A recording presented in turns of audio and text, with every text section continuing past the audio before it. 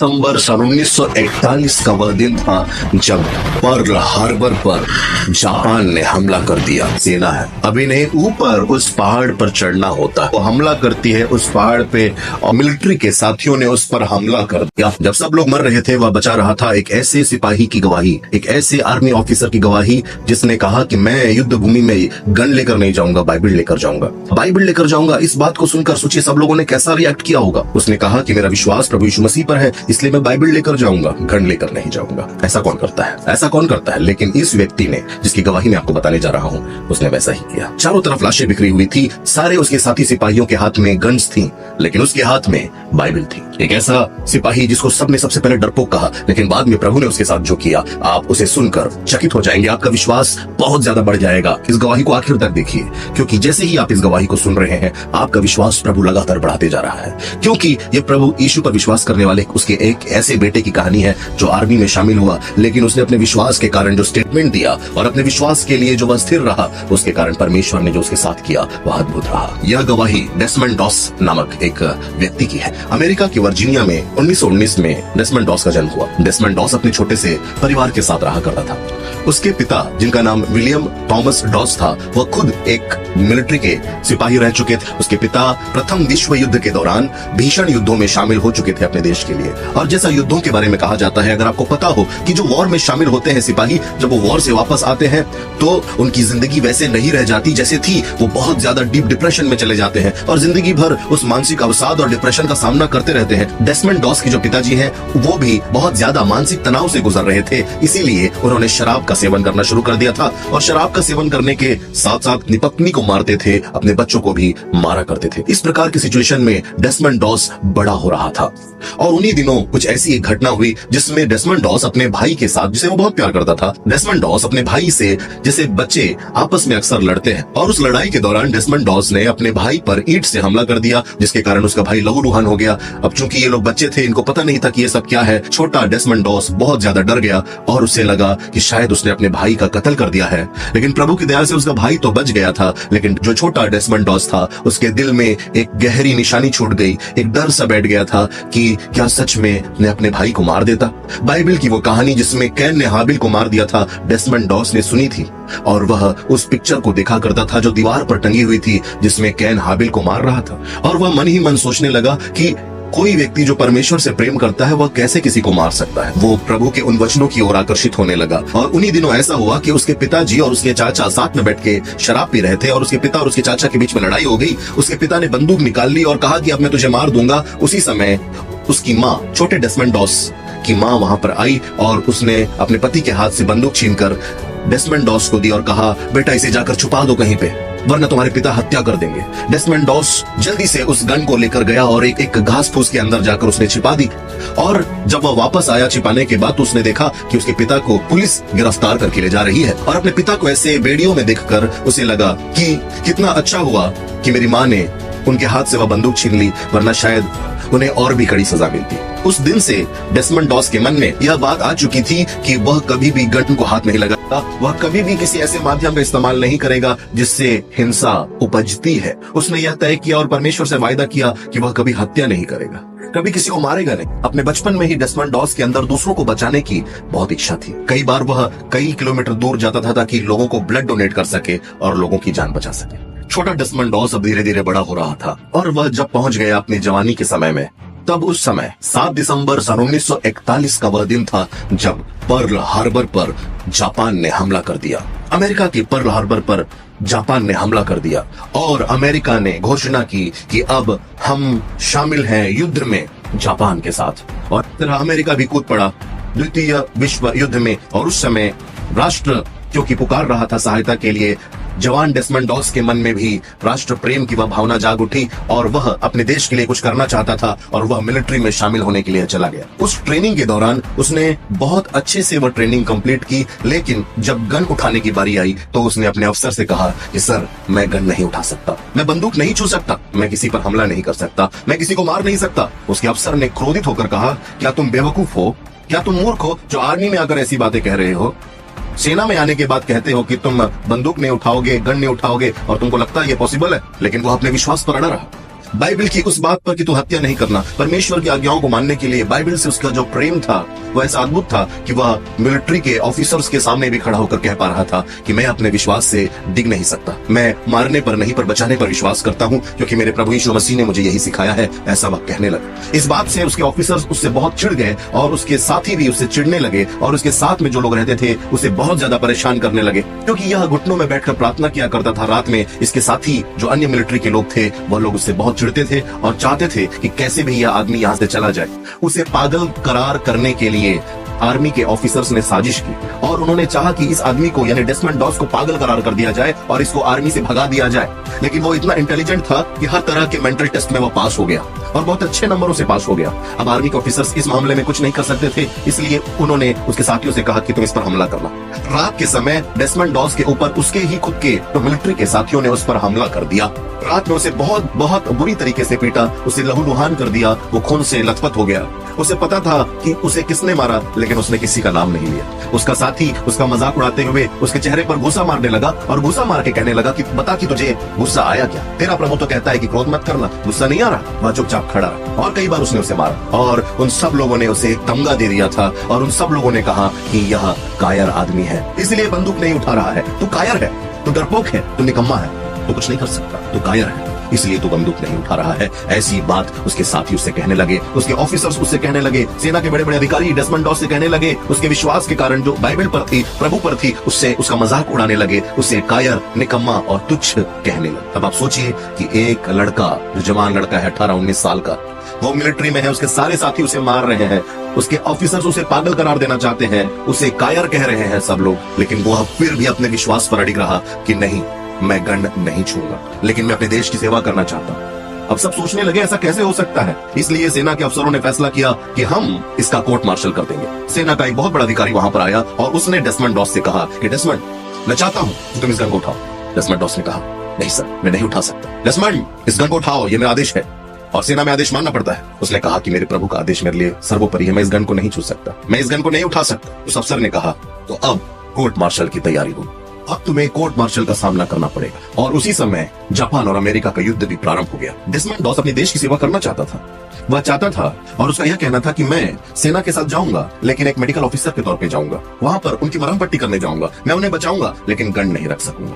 क्योंकि ऐसी चीज, ऐसी बात पहली बार अमेरिका की सेना में हो रही थी, इसलिए सब हतप्रभ थे, सब यह सोचने पर मजबूर हो गए थे कि आखिर कैसे हो सकता है, कैसे करेंगे। इसलिए कोर्ट मार्शल के अलावा कोई रास्ता नहीं था। उसका कोर्ट मार्शल करने की तैयारी चल रही थी, युद्ध शुरू हो चुका था, उसके साथियों को युद्ध भूमि में भेज रहे थे, लेकिन डेस्मंड डॉस को जेल में रख दिया गया, जेल में डाल दिया गया और जेल में वह प्रभु के सामने रोने लगा। अगले दिन उसकी मंगेतर, जिसके साथ उसकी मंगनी हुई थी, वह मंगेतर उसके पास आई और उससे कहने लगी कि तुम क्यों इतना बाइबल को लेकर गंभीर हो, एक बार गन उठा लो, क्या हो जाएगा, तुम क्यों इतना जिद कर रहे हो, आखिर इस बाइबल में ऐसी क्या खास बात है। उसने कहा कि नहीं, मैं गन नहीं छू सकता। उसकी मंगेतर ने कहा, ठीक है, गन छू लो, गोली मत चलाना, किसी को मारना मत, लेकिन गन पकड़ तो लो। उसने कहा कि नहीं, मैं गन नहीं छू सकता, मैं गन नहीं पकड़ूंगा, क्योंकि बाइबल इस बारे में साफ मना कर। वह कहने लगा कि मैं अपने प्रभु यीशु मसीह को जब देखता हूँ युद्ध भूमि में, तो बंदूक लेकर दूसरों को मारते हुए नहीं देख पाता। मुझे लगता है कि अगर प्रभु यीशु मसीह आज इस युद्ध भूमि में होंगे तो वह लोगों को बचाने का काम करेंगे, मारने का नहीं।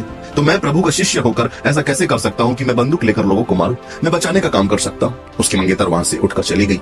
उसकी मंगेतर ने उस डेस्मंड डॉस के माता पिता को यह बात बताई। डेस्मंड डॉस के पिता, जो कि आर्मी में एक ऑफिसर रह चुके थे और प्रथम विश्व युद्ध में अमेरिका की ओर से लड़े भी थे, इसलिए वह अपने एक पूर्व साथी के पास गए, जो कि उस समय जब डेस्मंड को जेल में डाला गया था, अमेरिका के आर्मी का one of the chief leader था। डेस्मंड डॉस का पिता उस अमेरिका के आर्मी के टॉप लीडर के पास, टॉप ऑफिसर के पास पहुंचता है, उस दोस्ती का वास्ता देकर कहता है, मैं चाहता हूं कि तुम मेरे बेटे के लिए जेल से छोड़े जाने और उसका कोर्ट मार्शल कैंसिल करने के लिए मेरे इस अर्जी पर जो मैं लिख कर लाया हूं, तुम सिग्नेचर कर दो और मैं आपसे रिक्वेस्ट करता हूं कि आप मेरे बेटे डेस्मंड डॉस को युद्ध भूमि में जाने का परमिशन दे, वो भी बिना बंदूक के। उस ऑफिसर ने अपने दोस्त की बात मानी, क्योंकि वो लोग पहले साथ में लड़ चुके थे, इसलिए उसने सिग्नेचर कर दिया। उस अथॉरिटी के सिग्नेचर के साथ वह लेटर लेकर डेस्मंड का पिता डेस्मंड के उस कार्यालय में पहुंचा, जहां पर उसके कोर्ट मार्शल की तैयारी लगभग हो चुकी थी। डेस्मंड वहां खड़ा हुआ था, उसके आर्मी ऑफिसर्स वहां पर सामने उस पर मुकदमा कर रहे थे, उस पर आरोप सिद्ध करके उसे कोर्ट मार्शल करने ही वाले थे। लेकिन उसके पिताजी वहां पहुंच जाते हैं और कहते हैं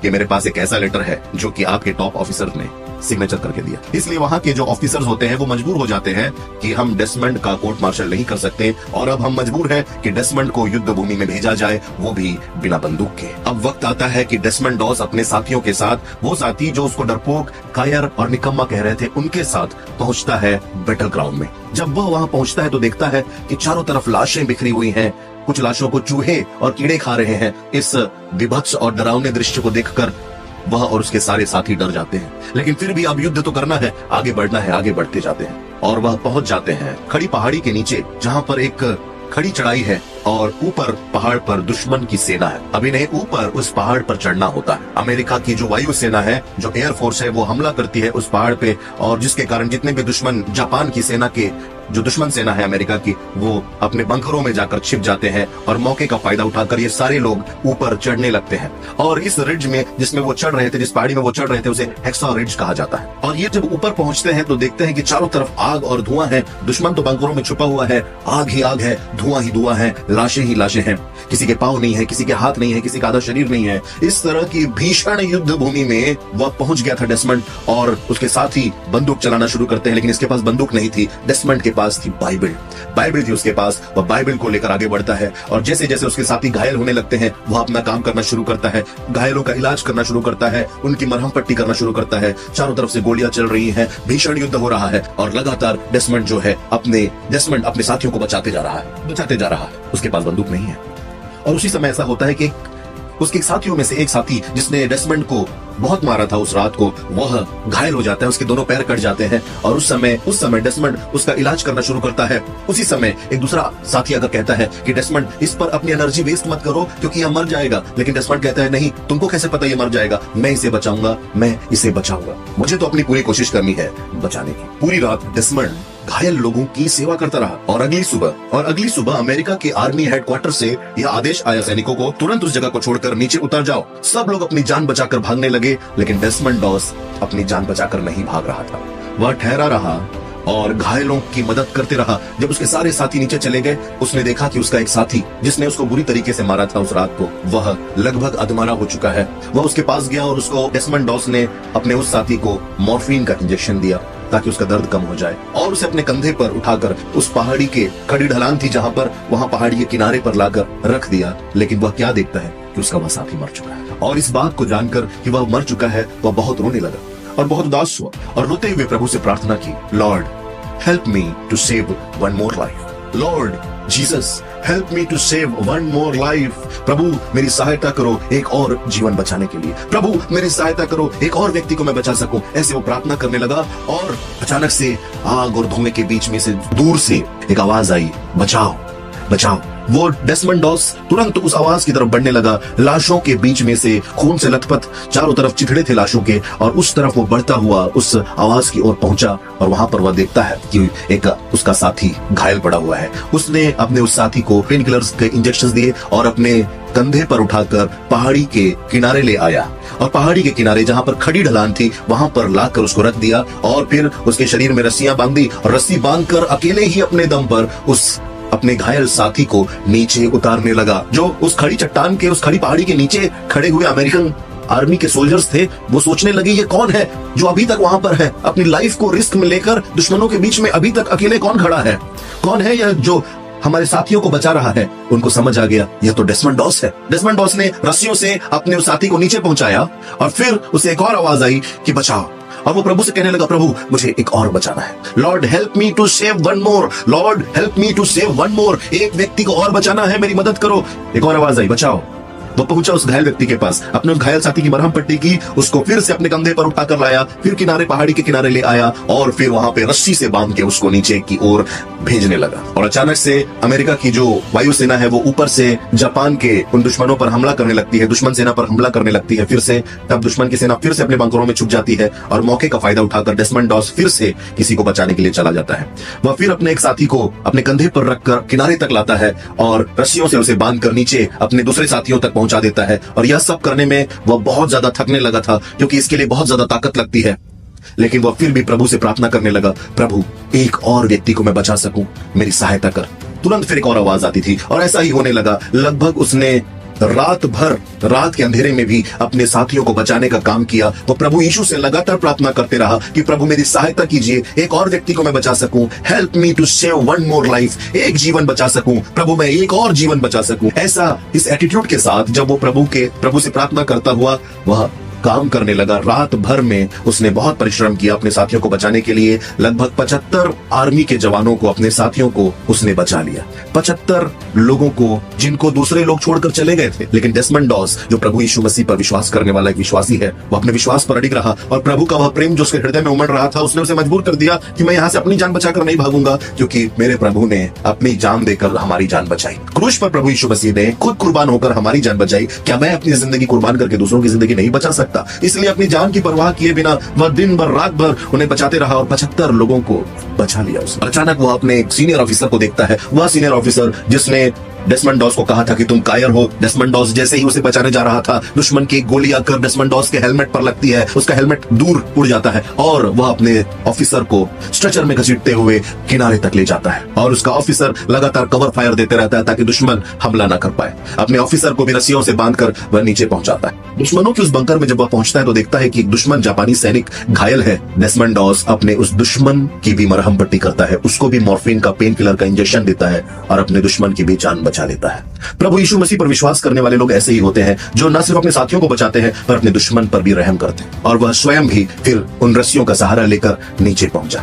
जब वह नीचे पहुंचा, उसके सारे साथी वहां पर खड़े हुए थे। आर्मी के वो सारे लोग जो उसे डरपोक, कायर और निकम्मा कहते थे, उसकी बाइबल का मजाक उड़ाते थे, उसके प्रभु का मजाक उड़ाते थे, उसके विश्वास का मजाक उड़ाते थे, आज वहां पर खड़े थे। और जब वह नीचे आया तो उन सारे लोगों की आंखों में उसके विश्वास के लिए आदर था, डेसमंड डॉस के प्रति आदर था कि जब हम वहां से लौट कर आ गए, ये अकेला हमारे साथियों को बचाते रहा, रात भर काम करते रहा और थकने, टूटने, बिखरने के बावजूद भी अपने जान की परवाह किए बिना, ये इस कारण कि अब प्रभु यीशु मसीह पर विश्वास करता है, बाइबल पर विश्वास करता है, यह लगातार हमारे साथियों को बचाते रहा। उन लोगों की आंखों में एक बड़ी इज्जत, एक बड़ा आदर डेसमंड डॉस के प्रति था और उसके उस परमेश्वर के प्रति जिस पर वह विश्वास करता है, उस बाइबल के प्रति भी वह आदर के साथ वहां पर खड़े थे जिस बाइबल पर डेसमंड डॉस विश्वास करते। एक दिन बीता, फिर एक ऑर्डर आया अमेरिका के हेडक्वार्टर से, अमेरिका के मिलिट्री हेडक्वार्टर से फिर से ऑर्डर आया कि आप लोगों को फिर से ऊपर जाना है और वहां पर फिर से आपको वह जमीन कैसी भी हमारे देश के लिए हथियानी है, दुश्मनों को वहां से खदेड़ना है। तब अमेरिका के आर्मी के वह जवान, उन्होंने अपने अधिकारियों से कहा कि सर, हम डेसमंड डॉस के बिना नहीं जाएंगे, हम डेसमंड डॉस के बिना नहीं जाएंगे, क्योंकि डेसमंड डॉस ही है जिसने सबको बचाया था। अगर वो हमारे साथ रहेगा तो हम अपने अंदर एक आत्मबल और एक आत्मविश्वास पाएंगे। हम जानेंगे कि हम खतरे में नहीं है, हमको लगेगा वहां पर एक व्यक्ति है जो हमारी परवाह करता है, वहां पर एक व्यक्ति है जो हमसे प्यार करता है, वहां पर एक व्यक्ति है जो अपनी जान देकर हमें बचा सकता। उसके जो साथी थे आर्मी के, डेसमंड डॉस के अंदर कहीं ना कहीं प्रभु यीशु मसीह को देखने लगे कि यह बचाने वाला है, ये मारने वाला नहीं। फिर युद्ध भूमि में जाने से पहले सारे साथी वहां पर खड़े थे। डेसमंड डॉस अपनी बाइबल ओपन करता है, बाइबल का एक अध्याय पढ़ता है और प्रार्थना करता है प्रभु से। वो लोग जो पहले बाइबल का मजाक उड़ाते थे, डेसमंड डॉस के विश्वास के कारण, डेसमंड डॉस की उस बहादुरी के कारण जो उसने अपने प्रभु पर विश्वास करके किया है, बाइबल के प्रति और उस प्रार्थना के प्रति और यीशु मसीह के प्रति आदर के साथ वहां पर उसके साथ खड़े होकर वह भी साथ में प्रार्थना कर रहे थे। वो लोग वापस उस युद्ध भूमि में गए और वहां पर डेसमंड डॉस फिर से वही काम करने लगे, अपने साथियों को बचाने लगा, मरहम पट्टी करने लगा। और अचानक से उसने क्या देखा, बॉम्ब है जो कि उसके दुश्मनों के द्वारा फेंका गया है, वो उसके साथी की तरफ आ रहा है। उसने उस बॉम्ब को रोकने के लिए उसने अपने पैरों से एक जोर की लात उस बॉम्ब को मार दी और जिसके कारण उसका पैर पूरी तरह से घायल हो गया। उसके साथियों ने देखा कि हमारा दोस्त डेसमंड डॉस घायल हो गया है, वो उसे स्ट्रेचर पर लेटाकर ले जाने लगे कि दोस्त, तुमने सबकी जान बचाई, अब हम तुम्हारी जान बचाएंगे, अब हम तुम्हारी जान बचाएंगे। स्ट्रेचर पर जब उसे ले जाया जा रहा था तो उसने कहा कि मेरी बाइबल, मुझे लगता है कि मेरी बाइबल गिर गई है, मेरी बाइबल मुझे ला कर। उसके साथियों ने कहा कि नहीं, हम तुम्हें बाद में ले आएंगे, लेकिन वो कहने लगा नहीं, मुझे मेरी बाइबल चाहिए, मुझे मेरी बाइबल चाहिए। बाइबल से इतना प्यार करता था, उसके लिए बाइबल इतनी खास थी कि बाइबल के बिना वह रह नहीं सकता था। युद्ध भूमि में उसका एक साथी जाता है वापस और बाइबल को ढूंढता है, भीषण युद्ध भूमि में बाइबल को ढूंढकर डेसमंड डॉस को ला कर देता और कहता है ये तुम्हारी बाइबल है। बाइबल को अपने सीने से लगाकर उसे सुकून मिलता है और घायल अवस्था में जब उसके स्ट्रेचर को नीचे ले जाया जा रहा होता है, उसके चेहरे पर एक असीम शांति होती है। वह जान गया होता है कि मैंने अपना काम किया, जो काम प्रभु ने मुझे सौंपा वह काम मैंने ईमानदारी से किया। और जब वह पहुंचता है अपने देश में वापस, जब वो ठीक हो जाता है, अमेरिका का सर्वोच्च सम्मान, अमेरिका की आर्मी में जो सर्वोच्च सम्मान, सबसे हाईएस्ट जो सम्मान दिया जाता है, वो सम्मान डेस्मंड डॉस को अमेरिका के राष्ट्रपति ट्रूमैन ने मेडल ऑफ ऑनर दिया। अमेरिका का सर्वोच्च मिलिट्री अवार्ड उससे दिया गया जिसको एक वक्त बाइबल के कारण कायर निकम्मा कहा गया। अब मेरा सवाल आपसे यह है, इस गवाही को सुनकर क्या आपके अंदर एक आग लग रही है कि बहुत से लोग हैं जो बचाए नहीं गए हैं? आपके एक परिवार में आपके कई दोस्त हैं जो यीशु को नहीं जानते हैं। क्या आप प्रभु से प्रार्थना करेंगे कि प्रभु, lord help me to save one more life? क्या आप जिस भी फील्ड में काम करते हैं, जहां भी हैं, अपने विश्वास के लिए खड़े रहेंगे? बाइबल पर अपने विश्वास के लिए, प्रभु पर अपने विश्वास के लिए क्या आप अड़े और खड़े रहेंगे? ये प्रश्न मैं आपके ऊपर छोड़ता हूं।